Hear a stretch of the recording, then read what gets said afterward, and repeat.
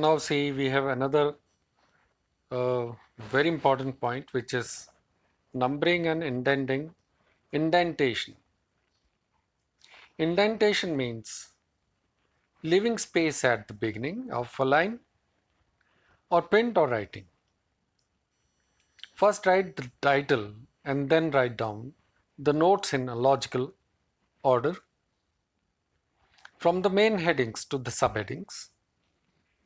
The numbering should be spaced a little to the right.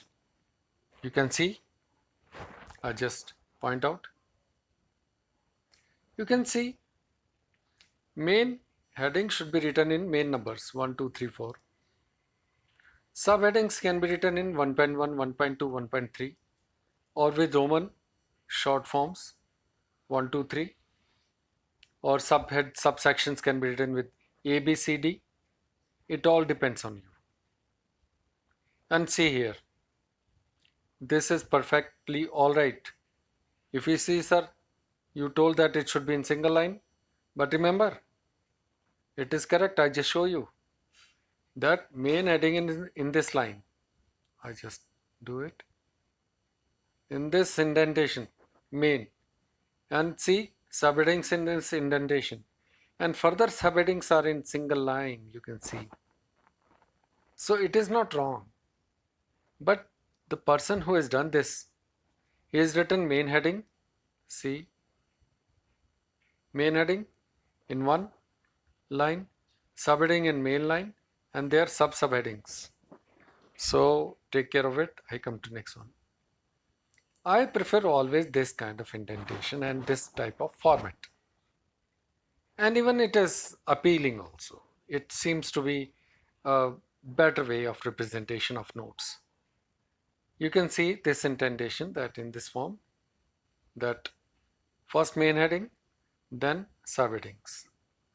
In second main heading, it has subheadings, but further subheadings. See, it is perfectly aligned, which I just look and appreciate its better way. So this is you can do. I just conclude it with some examples also. That conclusion comes out to be that note making is a useful skill. You must develop it with constant practice. Notes form an essential part of your academic life and will serve you well in your school and board examinations. Now, how to write note making? I just tell you the steps. Read the passage carefully. Try to get the theme and subject of the passage. You may ask yourself, what is the passage about? That will give you theme. This will provide you the gist or the theme or the nutshell topic. Step 2 is, when you read the passage carefully, I just recommend you that you read it again. If you have time, if time allows you, then you read it twice. Otherwise, you don't read it twice. Or you practice at home earlier, at home, that in the one go you can understand it very well. Otherwise, you have to read it twice. Sometimes the passages are difficult for you. In that case, you have to read it twice. I come to step 2. Read carefully, identify main ideas and important supporting details. Of course, you read carefully, identify main ideas and important supporting details, and come to step 3. Make notes of the main ideas under headings and add subpoints under subheadings. It's very common. I come to step 4. Use proper layout, proper format, indentation. Indent it in a linear form, in the form of lines. I tell you, lines, alignments. It should not go like that. Remember, no alignment like this. They are not good notes. Then sequential form. 1, 2, 3, ABC, or Roman 1, 2, 3 and all. Tabular form can also be made. You can include tables, you can make tabular format also. This is another form of writing notes. Do not mix this tabular form of notes in those popular note form. Flowchart also, which I drew in the beginning. Flowchart, I draw again. When you make notes in 1, 1.1, 1.2, 1.3, then do not make any flowchart with it.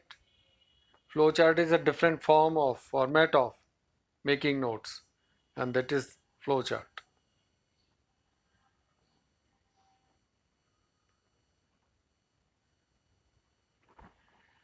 Take care of this. You make notes either in flowchart or in tabular form or in sequential form. Remember that. Or in pie chart form or in graphical representation or in diagrammatic view. Any one of them is acceptable. Mixture of this is perfectly alright, but in the case of examination, you choose only one form. Do not intermix with that. So I come to note making examples and solved examples with us.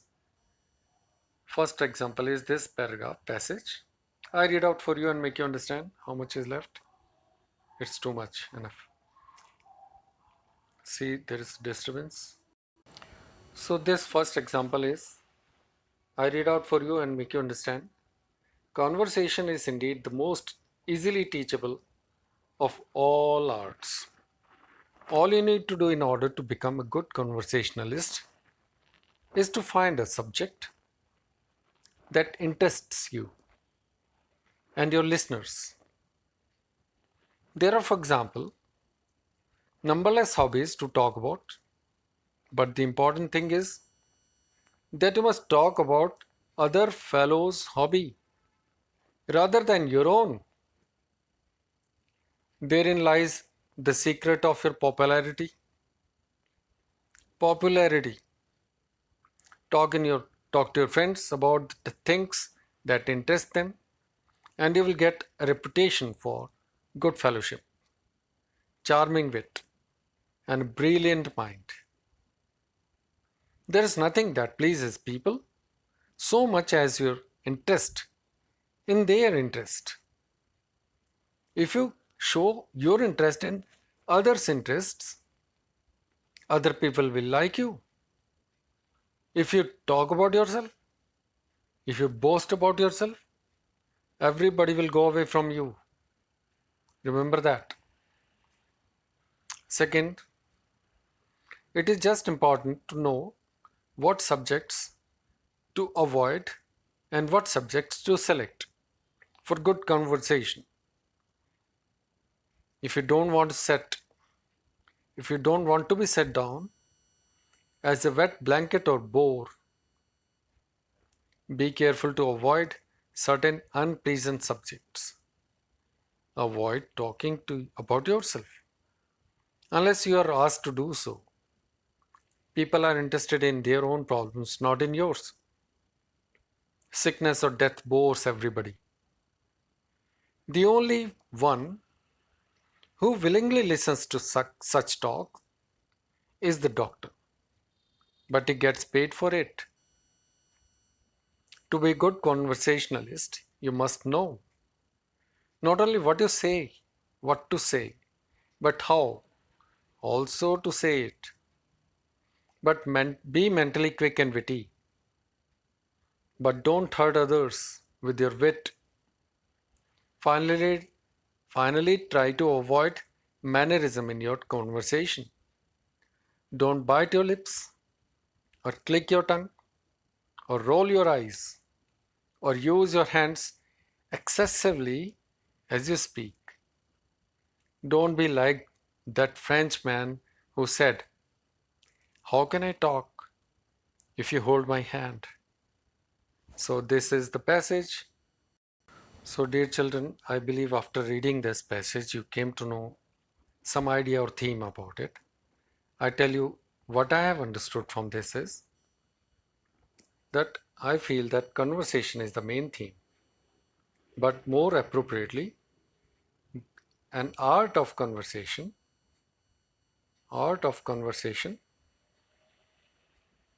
is, I can write the title of this. So let's talk about the answer. But before that, how the questions come in your exam. I want to tell you that when you come across this question, this will be given to you. Make notes on the contents of above paragraph in any format using abbreviations. Supply a suitable title to it. This contains 5 marks, remember that. And we have to write the summary of the passage also on the basis of notes. That contains 3 marks. Then let's begin with this answer. The answer begins here. You can see this easily. This much is the title. This much is the title. Don't write this word. The Art of Conversation. This is the title of this, and it contains 1 mark. So don't lose mark. Next is, see here, we have the main heading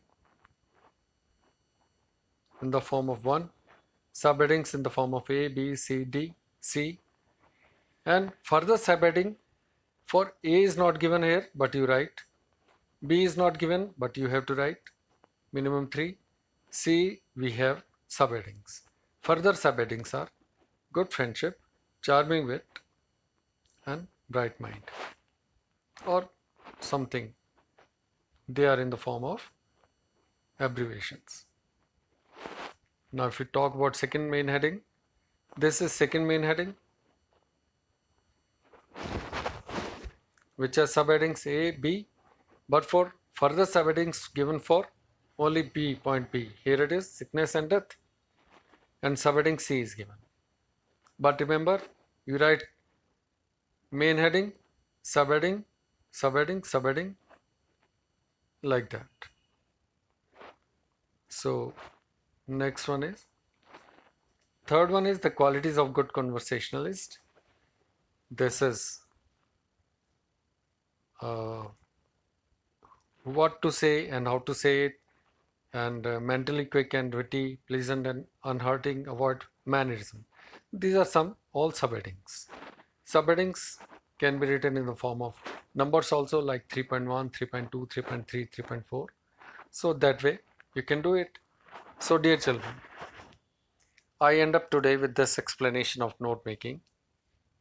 I'll continue in the next lesson, where I'll teach you how to do the question, how to attempt the question paper, which is the format of question paper which is about to come in your examination this year in PT2, which is almost same as you had in your board examination, but it is an enhanced, elaborate paper